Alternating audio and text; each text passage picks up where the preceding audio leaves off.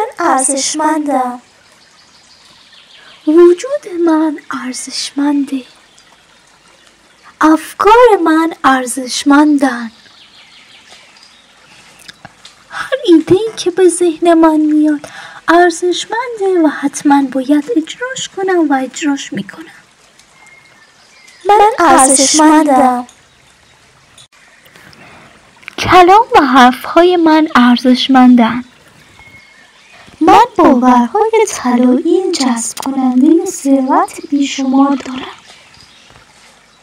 احساس من مهم و ارزشمنده.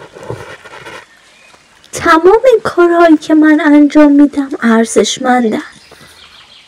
من ارزشمندم.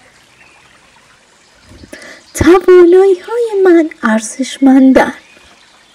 مهارت‌های من ارزشمندن.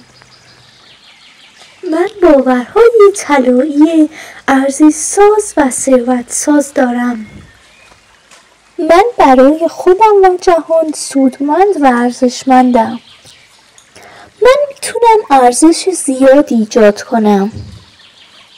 توانایی‌های من برای همه آدم‌ها و برای جهان ارزش زیادی داره. همه آدم‌های دنیا توانایی من رو لازم دارن.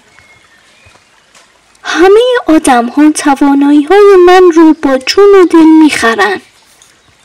همه آدم‌ها برای توانایی‌ها و مهارت‌های من پول زیادی میدن. توانایی‌ها و مهارت‌های من خوب و مفید هستند. توانایی‌ها و مهارت‌های من برای جهان و برای تمام آدم‌ها لازمه.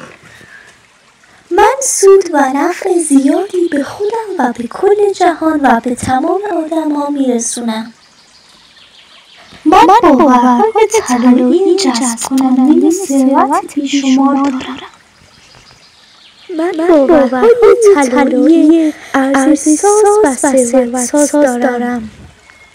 من هر لحظه به سمت ایجاد ارزش بیشتر هدایت میشم.